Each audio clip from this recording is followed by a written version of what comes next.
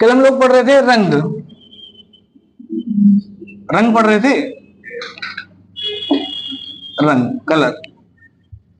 हमने कहा था रंग कितने प्रकार के होते हैं, तो रंग मेन रूप से कितने प्रकार के होते हैं, दो प्रकार के। एक होता है प्राथमिक रंग, प्राथमिक रंग, और दूसरा होता है द्वितीयक रंग, द्वितीयक रंग। प्राथमिक रंग कौन से रंग थे, हाँ, प्राथमिक रंग वो रंग थे जो मूल रूप से पाए जाते हैं, यही ना। और द्वितीयक रंग कौन से हैं, जिनका निर्माण मूल रंगों की सहायता से या प्राथमिक रंगों की सहायता से हुआ है ना। मूल रंग की संख्या एक, प्राथमिक रंग या मूल रंग की संख्या कितनी थी, 3 थी। अब देखिए यहां एक सवाल ये भी आता है ना, जिसे हमने क्या पढ़ा, प्राथमिक रंग कौन कौन से, तो प्राथमिक रंग एक होता है RGB और एक होता है आपका RYB, है ना। दोनों में अंतर हम आपको बताएं। जो RYB का मतलब यानी लाल, पीला और नीला। यहां R का मतलब क्या है, लाल, हरा और नीला, ब्लू, नीला, यही ना। तो देखिए अब एग्जाम में कौन सा लगाना है, जो ये वाले होते हैं लाल, हरा और नीला, ये होते हैं जिसे हम लोग प्रकाश पढ़ रहे हैं, तो प्रकाश के मूल रंग है। प्रकाश या जो डिस्प्ले पे होता है, डिस्प्ले से संबंधित जो ये होता है, ये डिस्प्ले पर होता है, जैसे टीवी में, सही ना, कंप्यूटर में, पीसी में हो गया, सही ना, लैपटॉप में हो गया, मोबाइल का जो कलर चेंज होता है, जो इसका कौन सा होता है, इसका मूल रंग कौन सा होता है, RGB, लाल, हरा और नीला। जैसे हम लोग मोबाइल में कोई सॉफ्टवेयर से अगर फोटो एडिट करते हैं ना, तो उसमें कलर चेंज कर लेते हैं, तो उसमें मूल रंग कौन सा होता है, ये होता है। लेकिन जो पेंट वाला होता है, ये वाला होता है, सही ना, जैसे जो पेंट, जो हम लोग, हाँ, ड्राइंग वाला जो होता है, जो ऐसे करके जो हार्डवेयर वाले होते हैं, सही ना, ये सॉफ्टवेयर वाले हैं, ये हार्डवेयर वाले हैं, समझ में आया ना। जो पेंट या इंक हम लोग इस्तेमाल करते हैं, उसका मूल कलर कौन सा होता है, तो लाल, पीला और नीला। अब एग्जाम में अगर आएगा कि मूल रंग कौन से हैं या निम्नलिखित में से कौन सा मूल रंग नहीं है, तो हमेशा ना पेंट वाला माना जाता है, ये वाला, समझ में आ गया ना। जब एग्जाम में ये कहेगा कि डिस्प्ले का या डिस्प्ले में या प्रकाश में मूल रंग कौन से होते हैं, तब आपको RGB लगाना है। दोनों में अंतर है। अगर वो कहा देगा कि जो डिस्प्ले है या उसमें मूल रंग कौन से होते हैं, लाइट में मूल रंग कौन सा होता है ना, तो RGB, लाल, हरा और नीला। लेकिन अगर केवल कह रहा है कि प्राथमिक रंग कौन सा है, तो फिर लाल, पीला और नीला। क्लियर है ना, किसी कंफ्यूजन, तो एग्जाम में जनरली यही आता है। एग्जाम में जो पूछा जाता है वो ये वाला पूछा जाता है, ये वाला नहीं, क्योंकि एग्जाम में सीधे सीधे आएगा निम्नलिखित में से कौन सा प्राथमिक रंग नहीं है, तो ये 3 वाले हैं, बाकी और नहीं है। अगर वो कहा जाएगा निम्नलिखित में से प्रकाश के लिए कौन सा प्राथमिक रंग नहीं है, तो फिर ये 3 होगा, ये वाला नहीं होगा। प्रकाश का मतलब सीधा सीधा जो केवल दिखता है, प्रिंट नहीं हो सकता। जैसे मोबाइल का स्क्रीन, पिक्चर देखते हैं ना, तो पिक्चर में जो कलर चेंज होता रहता है, उसके लिए मूल रंग कौन सा है, ये 3, इनकी सहायता से बाकी रंग बने हैं। लेकिन जब हम प्रिंट निकालते हैं, सही ना, या ड्राइंग बनाते हैं, तो वो पेंट वाले में कौन से होते हैं, ये तीनों होते हैं। तो जब नाम लिख के नहीं आएगा, तो एग्जाम में यही लगाना है, समझ में आ गया ना। और द्वितीयक कौन से होते हैं, जो प्राथमिक रंग की सहायता से बनाए जाते हैं, उनको बोलते हैं द्वितीयक रंग। किसी को दिक्कत है अब? चलिए अब हम लोग पढ़ते हैं लेंस।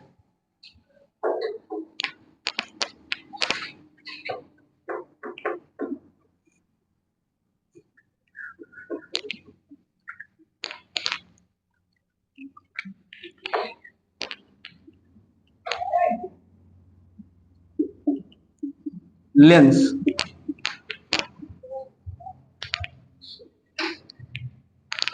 लेंस कितने प्रकार के होते हैं, 2 प्रकार के।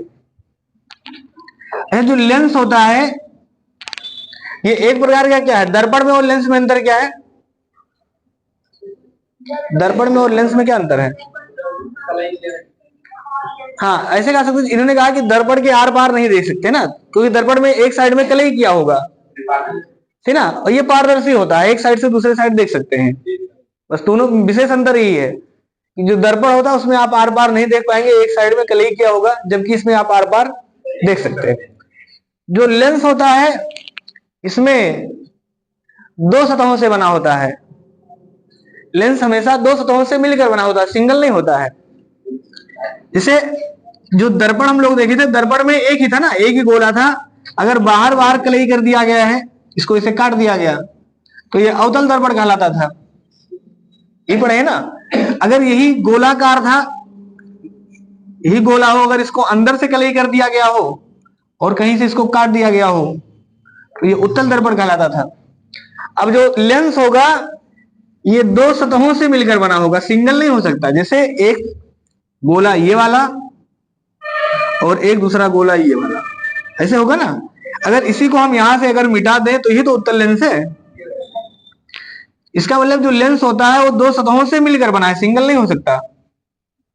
अगर अवतल होगा तो वहां भी दो होगा, एक मतलब ऐसे रहता है, दूसरा भी ऐसे रहता है ना, इन दोनों को मिला दिया जाता है। मतलब इसको भी अगर काट देंगे तो ये अवतल लेंस ऐसे तो बनता है, ये आपका अवतल लेंस है, और अगर ऐसे बना है तो ये उत्तल लेंस है। जो लेंस होता है वो दो सतहों से मिलकर बना होता है, जबकि दर्पण क्या होता था, एक सतहों से मिलकर बना है, उसमें दो सतह नहीं था, और उसमें भी एक तरफ क्या रहता था, कलई किया रहता था, पेंट किया रहता था, पॉलिश किया रहता था। तो लेंस कितने प्रकार के हैं? लेंस आपके दो प्रकार के, एक है आपका उत्तल लेंस, उत्तल लेंस, और दूसरा है अवतल लेंस, अवतल लेंस। उत्तल लेंस को हम लोग किस नाम से जानते हैं? अभिसारी, है ना, अभिसारी। इसका दूसरा नाम हम लोग जानते हैं अभिसारी लेंस।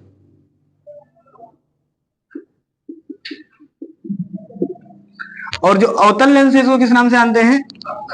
अपसारी लेंस।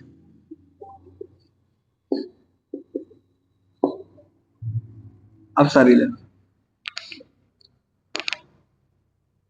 जो उत्तल लेंस है ये प्रकाश की किरणों को फैलाता है कि बटोरता है? उत्तल लेंस प्रकाश की किरणों को बटोरता है। समझ में आ गया ना, प्रकाश की किरणों को बटोरता है।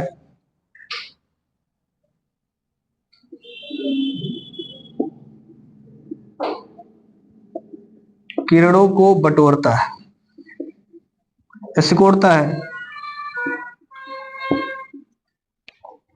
ये इसी का उल्टा काम करेगा, प्रकाश की किरणों को फैलाएगा।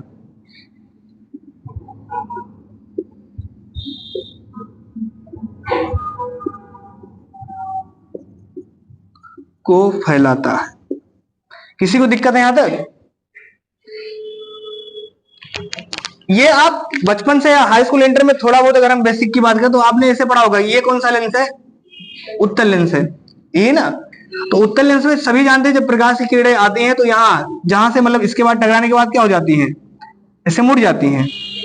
ऐसे कोई किरण इधर से आती है तो ये क्या करेगा, टकराने के बाद ऐसे मुड़ जाएगा, ये तो करते हैं ना। और जबकि अवतल लेंस जो होता है ये क्या करता है, प्रकाश की किरणों को फैला देता है, ऐसे जाएगा और फिर ऐसे टकराने के बाद दूर चला जाता है। इस टाइप से होता है ना, ये प्रकाश की किरणों को फैला देता है।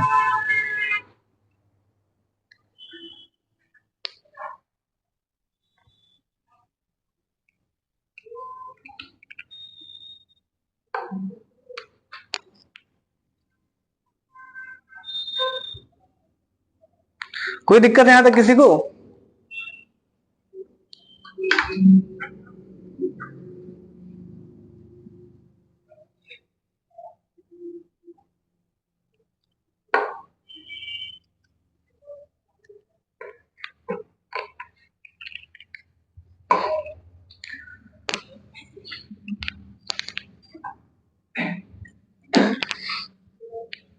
अच्छा, हम लोगों ने दर्पण जो पढ़ा था, दर्पण, तो प्रकाश की किरणों को कौन बटोरता था, अवतल दर्पण कि उत्तल दर्पण? प्रकाश किरणों को अवतल दर्पण बटोरता था, ये थे ना। जबकि प्रकाश की किरणों को फैलाता कौन था? उत्तल दर्पण। तो यहां उल्टा लिखा है, हाँ, यहाँ उल्टा लिखा है, पूरा कहानी उल्टा लिखा है। तो हम एक चीज ये भी लिख सकते हैं सीधे सीधे नोट करके कि जो उत्तल लेंस होता है ये अवतल दर्पण की भांति कार्य करता है, अपोजिट है ना। तो लिख लेना आप नोट करके कि उत्तल लेंस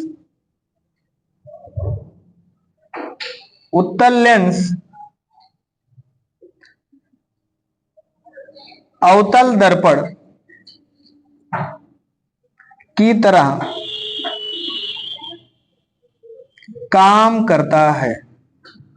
उत्तल लेंस अवतल दर्पण की तरह काम करता है, जबकि अवतल लेंस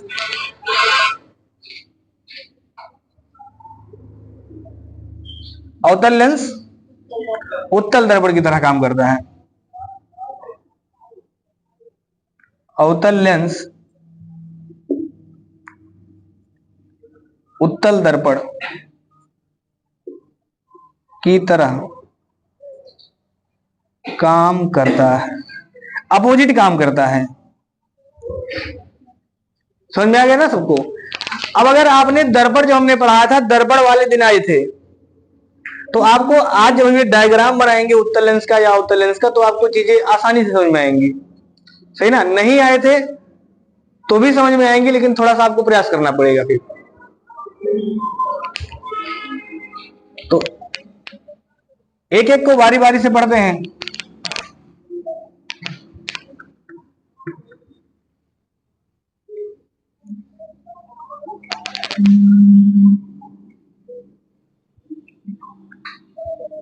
उत्तल लेंस पहले पढ़ेंगे। उत्तल लेंस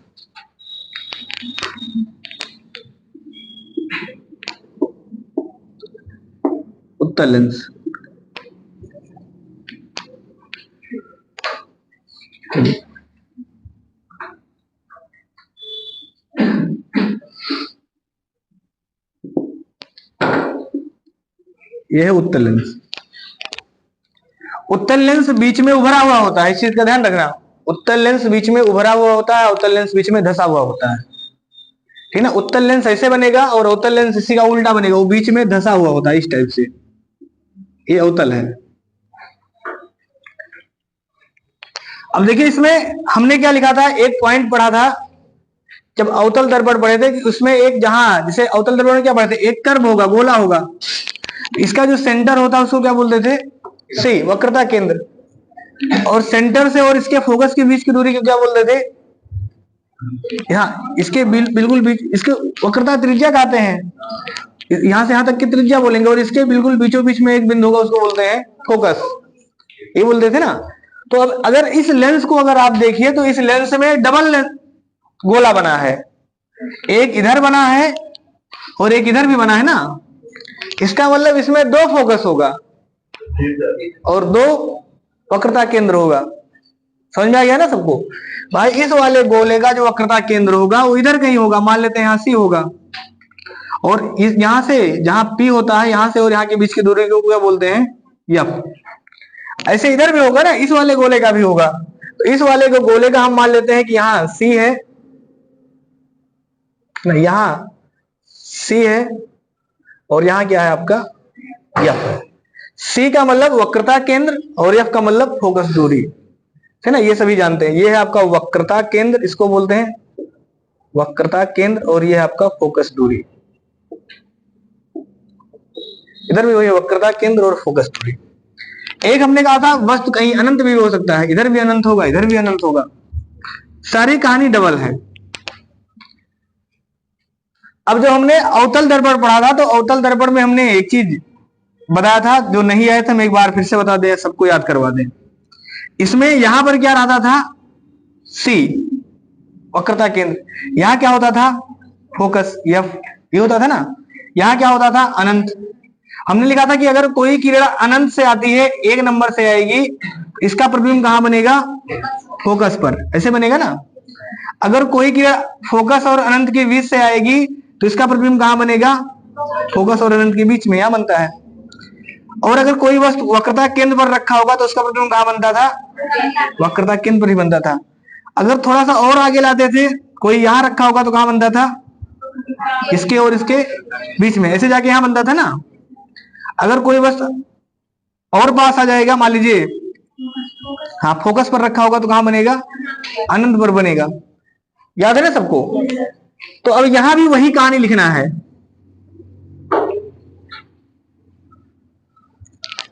मान लेते हैं कोई वस्तु आपने फोकस पर रख दिया, फोकस पर, एक नंबर पर, ठीक ना। हम रेखा ऐसे नहीं बनाएंगे, समझ में आ गया ना भाई? रेखा कहीं बनाना है तो आपको कंफ्यूजन ना हो, हम नंबरिंग कर दे रहे हैं कि ये वाला किरण कहां जाएगा, जाके इसे टकराएगा। मान लीजिए लेंस थोड़ा बड़ा कर दे, अगर यहां तक एक बना दिए हैं,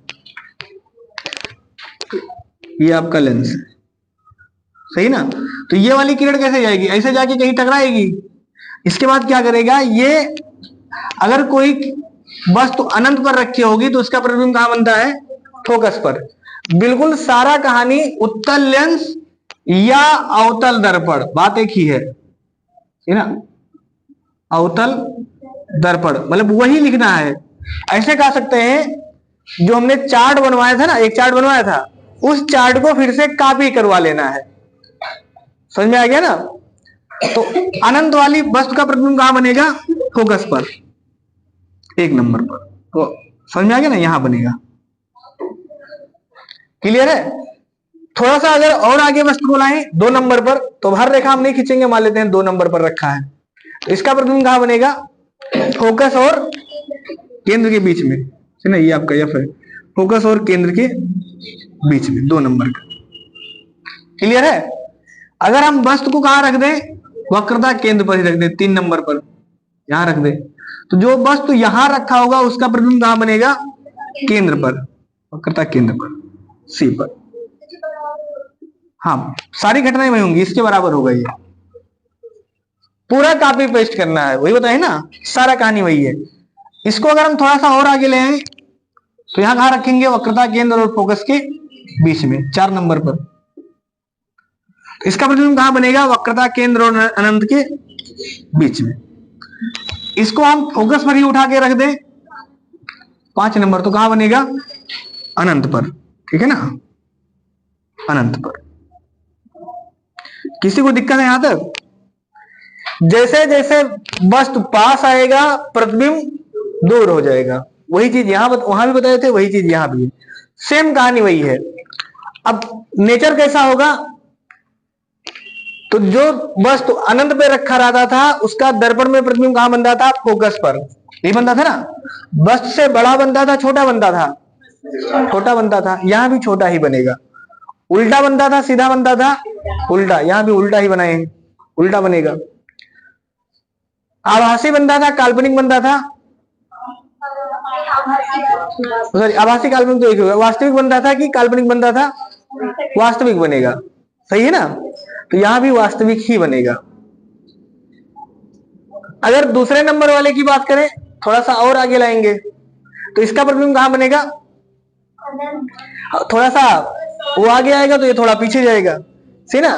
तो फोकस और वक्रता केंद्र के बीच में। तो सारे घटनाएं वही है कि इसका प्रतिबिंब भी बनेगा वस्तु से छोटा, उल्टा और वास्तविक। समझ में आ गया ना? जो वस्तु हम वक्रता केंद्र पर रख देंगे उसका प्रतिबिंब कैसे बनेगा? उसका प्रतिबिंब वक्रता केंद्र पर ही बनेगा, वस्तु के बराबर बनेगा और उल्टा बनेगा। समझ में आ गया ना? अब क्योंकि बराबर हो गया है एक बार, अब धीरे धीरे इसको और पास लाएंगे तो क्या बनेगा? तो भी उल्टा ही बनेगा। जैसे इसके वक्र के और आगे ले आए वक्रता केंद्र के, तो अगर हमने यहां पर रख दिया 4थे नंबर पर, तो प्रतिबिंब कहां बनेगा? यहां नंबरिंग नहीं किया ना, 1 2, ये 3 नंबर है, ये 4 नंबर है और ये 5 नंबर है। तो कहां बनेगा? वक्रता केंद्र और अनंत के बीच में। लेकिन क्योंकि यहां बराबर हो गया है तो धीरे धीरे बड़ा होगा, तो वस्तु से ये प्रतिबिंब बड़ा होगा, ठीक ना। हाँ, दूर तो होगा ही, बड़ा होगा, और क्या होगा? उल्टा होगा और वास्तविक होगा। क्लियर है? वैसे ये वाली भी कहानी होगी। अगर कोई वस्तु उसके फोकस पर ही रखा होगा तो वस्तु का कहां बनेगा? अनंत पर बनेगा, उल्टा बनेगा, वस्तु से बड़ा बनेगा। समझ में आ गया ना? वास्तविक बनेगा। एक कंडीशन और था कि अगर हम वस्तु को ध्रुव और फोकस के बीच में रख दें, 6 नंबर, ठीक ना। ये सारे केस क्या है? ये सारे वस्तु हैं, ये हमने वस्तु रखा है ना, और इधर वाले क्या है? ये सब प्रतिबिंब है, प्रतिबिंब है। अगर कोई वस्तु को हम फोकस और अनंत के इसमें फोकस और ध्रुव के बीच में रख दें तो प्रतिबिंब कहां बनेगा? तो प्रतिबिंब हमने क्या पढ़ा था कि दूसरे साइड बनता है। इसका प्रतिबिंब अगर इस साइड बन रहा था तो इसका प्रतिबिंब किधर बनेगा? इधर ही बन जाएगा। कैसे बनता था? सीधा बनता था तो सीधा बनाएंगे, सीधा बनेगा। बस से बड़ा बनेगा छोटा बनेगा? बड़ा बनेगा। वहां भी बड़ा बनता था ना, उल्टे साइड में जब सीधा बनता था तो बस से बड़ा बनता था। तो यहां भी अगर कोई भी वस्तु फोकस और ध्रुव के बीच में रखा होगा तो वस्तु से बड़ा बनेगा, इसलिए हमने बड़ा भी खींचा है। समझ में आ गया ना? ये बड़ा बनेगा, बड़ा बनेगा, सीधा बनेगा, वास्तविक बनेगा, काल्पनिक बनेगा? काल्पनिक बनेगा। किसी को दिक्कत है क्या? कुछ परिवर्तन है दर्पण में और इसमें? कुछ भी परिवर्तन नहीं, सारा चीज वही है ना। सबको समझ में आया है? चलिए एक बार इसका भी चार्ट बना लेते हैं। बना लिए सब चित्र को? बना लीजिए। चित्र बनाना कंपलसरी है। इससे फायदा क्या होगा ना, अगर आप चित्र नहीं बनाएंगे तो जब रिवीजन करेंगे तो आपके दिमाग से वो उतर जाएगा। समझ में आ गया ना? याद करने का मतलब होता है कि जैसे कोई भी चीज है तो सीरियल वाइज होना चाहिए ना। पता चला एग्जाम में छूट गया टॉपिक, रिवीजन नहीं कर पाए क्योंकि दिमाग ध्यान में आएगा नहीं। तब जब नहीं ध्यान में आएगा पहले एग्जाम में सवाल आ गया। क्योंकि नोट्स आज के लिए थोड़ा नहीं है। हम हमेशा कहते हैं नोट्स आज के लिए नहीं बनाना है। नोट्स जब आपका कोचिंग खत्म हो जाएगा रिवीजन के लिए बनाना है। आज तो हम वही है, आज तो जो नहीं आएगा वो आप डायरेक्ट पूछ लेंगे, है ना। नोट्स कोचिंग के बाद का के लिए होता है। जब आप कोचिंग आना बंद कर देंगे तो वही आपका साथी है ना, वही आपका गुरु है। जब आप उसको खोल के पढ़ेंगे तो सारी चीजें आपको समझ में आएंगी क्योंकि वो आपने खुद बनाया है। जबकि जो किताब होता है वो क्या है? किताब किसी दूसरे ने लिखा है, इसलिए उसको समझाने वाला होना चाहिए। नोट्स आपने खुद समझ के अपनी भाषा में लिखा है, इसलिए वो समझ में आ जाएगा। इसलिए नोट्स बनाया जाता है ताकि जब भी आप पढ़ने बैठिए तो आपको क्लास याद आए, है ना। क्लास में कैसे कैसे पढ़ाया गया था, कैसे कैसे पढ़े थे। अब यही मान लीजिए जो आप नोट्स बना रहे हैं ना, यही अभी मान लीजिए कोई किसी दूसरे को दे देंगे तो क्या हो जाएगा? उसके लिए वो किताब हो जाएगा। भाई जो किताब हम लोग पढ़ते हैं वो किसी का नोट्स ही तो है ना, उसने टाइप करवा दिया है, उसको हम लोग पढ़ते हैं, किताब हो गया है। इसी नोट्स को हम टाइप करवा दें, हमारे नाम से किताब हो जाएगा। ये तो चीज है ना। तो इस चीज को समझना है कि नोट्स आपको अपनी भाषा में बनाना है।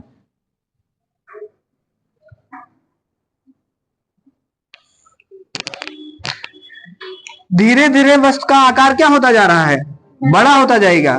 बस इस कंडीशन में वस्तु के बराबर हो जाएगा, उसके बाद बड़ा होगा, उसके पहले छोटा होगा। बस यहां पर वस्तु के बराबर होगा, वस्तु के बराबर। इसके इधर वाला छोटा होगा, इसके इधर वाला बड़ा होगा। छोटा या बड़ा का मतलब है वस्तु से ना। तुलना किससे कर रहे हैं? वस्तु से। वस्तु से छोटा और वस्तु से, सही है ना। सारे चित्र उल्टा बनेंगे और सारे चित्र क्या बनेंगे? वास्तविक बनेंगे।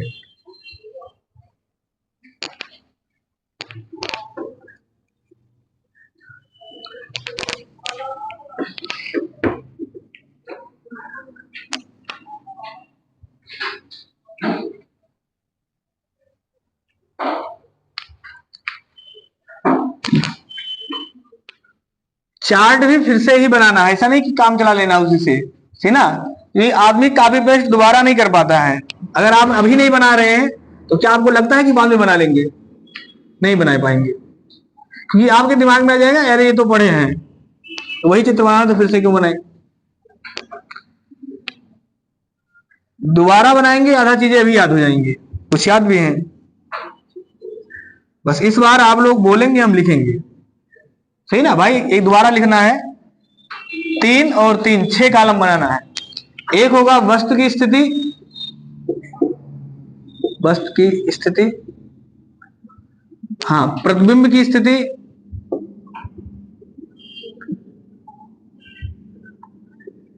स्थिति, और ये होगा क्या हुआ?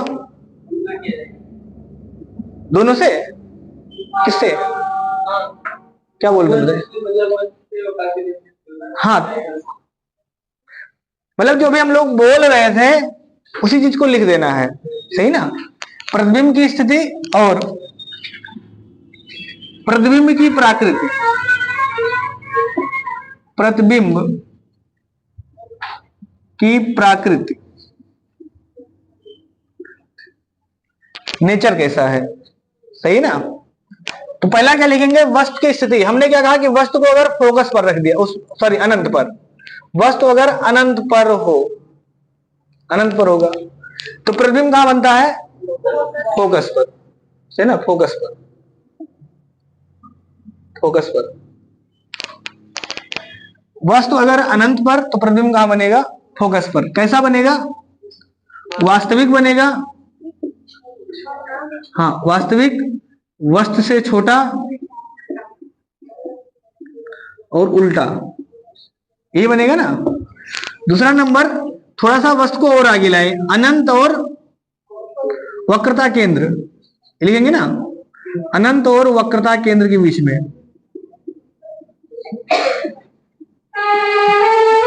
रखा होगा तो प्रतिबिंब कहां बनेगा?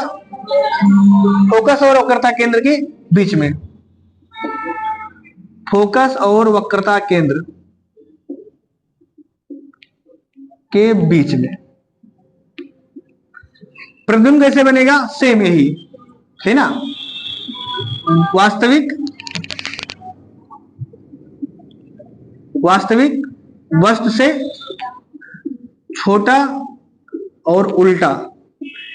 अच्छा, जो प्रतिबिंब बनेगा वस्तु से तो छोटा बनेगा लेकिन पिछले वाले से बड़ा बनेगा, इस चीज का ध्यान रखना। जैसे जैसे हम लोग पास लाएंगे प्रतिबिंब बड़ा होता जाएगा, समझ में आएगा। लेकिन अभी वस्तु से बड़ा नहीं हो पाएगा, यानी ऐसे कह सकते हैं ये सबसे छोटा बनेगा, ये वाला इससे बड़ा बनेगा। अगला कहां रख दिया? वक्रता केंद्र पर, वक्रता केंद्र पर। वक्रता केंद्र वाला कहां बनेगा? वक्रता केंद्र पर ही, वक्रता केंद्र पर। ये कैसा बनेगा? ये भी बनेगा वास्तविक, हाँ बराबर, है ना, वस्तु के बराबर और उल्टा। थोड़ा सा और पास लाने का मतलब होता है वक्रता केंद्र, हाँ वक्रता केंद्र और फोकस के बीच में अगर रखेंगे तो कहां बनेगा? वक्रता केंद्र और अनंत के बीच में, है ना। हाँ, वक्रता केंद्र और अनंत लिखेंगे ना, अनंत के बीच में। प्रतिबिंब कैसा बनेगा? वास्तविक, वस्तु से बड़ा और उल्टा। इसके बाद कहां रखना है वस्तु को? फोकस पर। अगर फोकस पर रखना होगा तो कहां बनेगा? अनंत पर। प्रतिबिंब कैसा बनेगा? वास्तविक,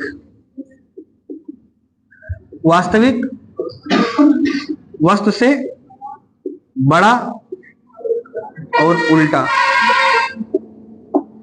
किसी को दिक्कत है? अब देखिए आदमी गलती क्या करता है ना, इस चीज को रटता है, इसको नहीं रटना है, जो भी चित्र बनाया गया था उसको रटना है, ठीक ना। बिल्कुल आराम से आप समझ सकते हैं, जैसे जैसे पास लाएंगे वैसे वैसे दूर कर देना है। समझ में आ गया ना, तो आपको भूलेगा नहीं। अंतिम केस क्या था कि ध्रुव और फोकस के बीच में रख दें, फोकस के बीच में वस्तु को अगर रख देंगे तो कहां बनेगा? तो अभी देखिए, अभी जो हमने चित्र बनाया था तो कहीं ना कहीं तो बना ही दिए होंगे ना, जबकि वो जो बनेगा वो कहां बनेगा? वो ध्रुव से लेके और अनंत के बीच में कहीं भी बन सकता है। वो आपको स्थिति बताइए कि आपने कहां रखा है। समझ में आ गया ना भाई, कितना पास रखेंगे? जैसे हमने कहा ये आपका दर्पण था, सॉरी ये लेंस है, यहाँ पी है, सही ना, यहाँ पर फोकस है, तो आप वस्तु को कहां पर रखे हैं भाई? जहां यहां रखे हैं कि पास रखे हैं, सही ना। तो जिस इसके बीच वाला कहीं भी अगर आप रखेंगे तो इस यहां से लेके इधर ही बनेगा, लेकिन कहां बनेगा वो आपकी स्थिति पर निर्भर करेगा। तो इसका कहां लिख देंगे? अनंत और ध्रुव के बीच में, अनंत और ध्रुव के बीच में, यानी एक शब्दों में कहे तो कहीं भी बन सकता है उसके सामने, ठीक है ना। वो स्थिति करेगा कि आपने रखा कहाँ, क्या हुआ, हाँ वस्तु के ओर ही बनेगा, लेकिन ध्रुव से आगे कहीं भी बन सकता है बीच में। तो ये कैसे बनेगा, काल्पनिक, ठीक है। काल्पनिक या इसी को क्या बोलते हैं, आभासी, ठीक है। काल्पनिक कहिए चाहे आभासी कहिए, बात बराबर है। तो काल्पनिक बनेगा, वस्तु से बड़ा बनेगा और सीधा बनेगा। क्लियर है ना सबका। अब यही पूरा जो चार्ट हम लोगों ने बनाया है, यही पूरा अवतल दर्पण में बनाया है, सारी कहानी वही लिखी है। तो एग्जाम में कंफ्यूज मत होना, इस बात का ध्यान रखना कि अवतल दर्पण उत्तल लेंस की तरह है, ठीक है ना, और उत्तल लेंस अवतल दर्पण की तरह है, दोनों अपोजिट है। नहीं तो एग्जाम में उत्तल लेंस वाला उत्तल दर्पण की तरह और अवतल लेंस वाला, है ना, आपका नेचर गलत हो जाएगा। इसलिए हम लोगों ने लिख भी लिया है, ध्यान रहेगा ना ये चीज। अब बना लीजिए जो बना रहे हैं अभी।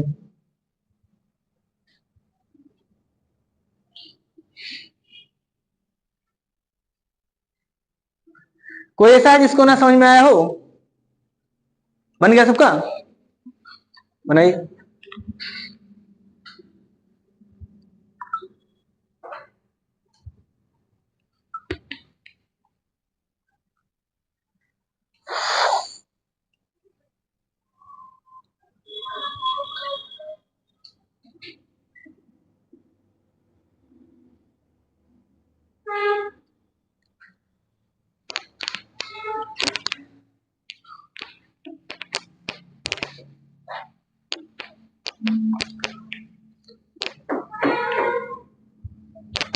उत्तल लेंस की फोकस दूरी क्या होती है, धनात्मक कि ऋणात्मक, हाँ ले लेना इस चीज का।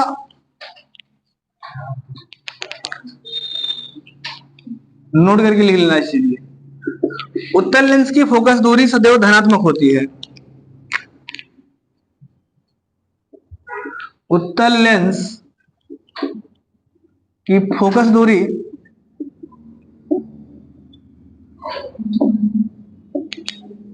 सदैव धनात्मक होती है। उत्तल लेंस की फोकस दूरी सदैव धनात्मक होती है। क्लियर रहेगा ना। एग्जाम में ये पूछेगा उत्तल लेंस की फोकस दूरी होती है धनात्मक ऋणात्मक, धनात्मक ऋणात्मक दोनों, इनमें से कोई नहीं, तो धनात्मक होती है। अच्छा एक फार्मूला और आता है पावर का, शक्ति का, लेंस की शक्ति, लेंस की शक्ति। तो लेंस की शक्ति कैसे निकालते हैं, किसी को पता है। हाँ लेंस की शक्ति बराबर होता है P बराबर 1/F, ये होता है ना। F किस में होना चाहिए, मीटर में। इसका मात्रक क्या होता है, डायोप्टर, डायोप्टर। लेंस की शक्ति P, मात्रक क्या होता है, डायोप्टर। अब आपसे दूसरा सवाल क्या पूछता है कि जो लेंस की शक्ति है, जो उत्तल लेंस है उसकी शक्ति धनात्मक होगी कि ऋणात्मक होगी। उत्तल लेंस की शक्ति धनात्मक आएगी ऋणात्मक आएगी, धनात्मक आएगी। जब फोकस दूरी धनात्मक तो शक्ति भी तो धनात्मक आएगा। दूसरा ये पॉइंट भी लिख लेना कि उत्तल लेंस की शक्ति धनात्मक होती है, यानी उत्तल लेंस का शक्ति भी धनात्मक और फोकस दूरी दोनों धनात्मक, यही है ना। ये फार्मूला भी याद कर लेना, शक्ति बराबर 1/F, मात्रक क्या होता है शक्ति का, डायोप्टर। और दूसरा पॉइंट आपको लिखना है उत्तल लेंस की शक्ति भी धनात्मक होती है, शक्ति ये भी पॉजिटिव होती है, धनात्मक।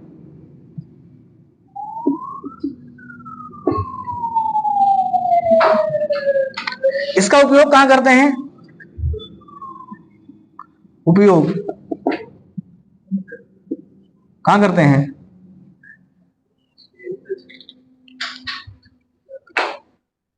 एक सवाल और आता है ना, मनुष्य की आंख में कौन सा लेंस लगा है? कौन सा लगा? हाँ, उत्तल लेंस या उत्तल लेंस, ये पूछ रहे हैं। मनुष्य की आंख में कौन सा लेंस है? उत्तल लेंस, यही लेंस है जो भी पढ़े हैं ना। मनुष्य की आंख में उत्तल लेंस है।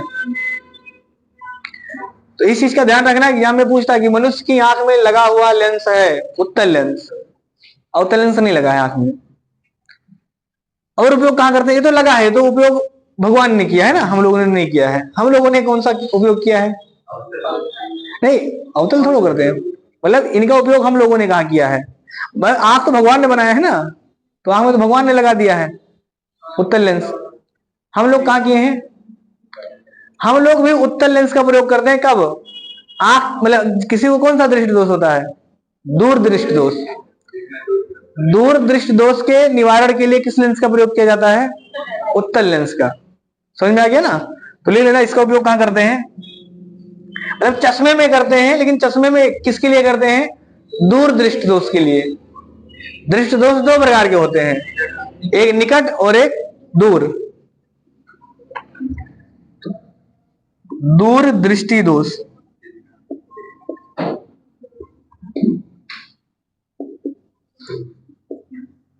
निवारण के लिए।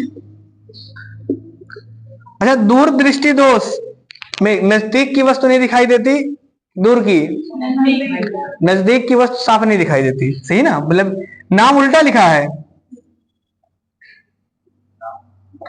नजदीक की वस्तु नहीं दिखाई देती।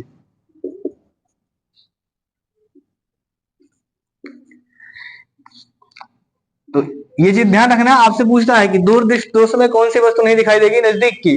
अक्सर लोग दूर वाले में दूर लगा देते हैं, है ना? कि दूर दृष्टि दोष है, मतलब दूर का नहीं दिखाई देता होगा, नाम उल्टा है। और कहां करते हैं? सूक्ष्मदर्शी में इसका प्रयोग करते हैं, है ना? तो दूर दृष्टि दोष के निवारण में और सूक्ष्मदर्शी लिख सकते हैं, सूक्ष्मदर्शी। दर्शी में किया जाता है, कैमरा में भी किया जाता है इसका प्रयोग। कैमरा में जो लेंस होता है, हम भी करते हैं। किसी को दिक्कत है? पूरा उत्तल लेंस आपका खत्म है।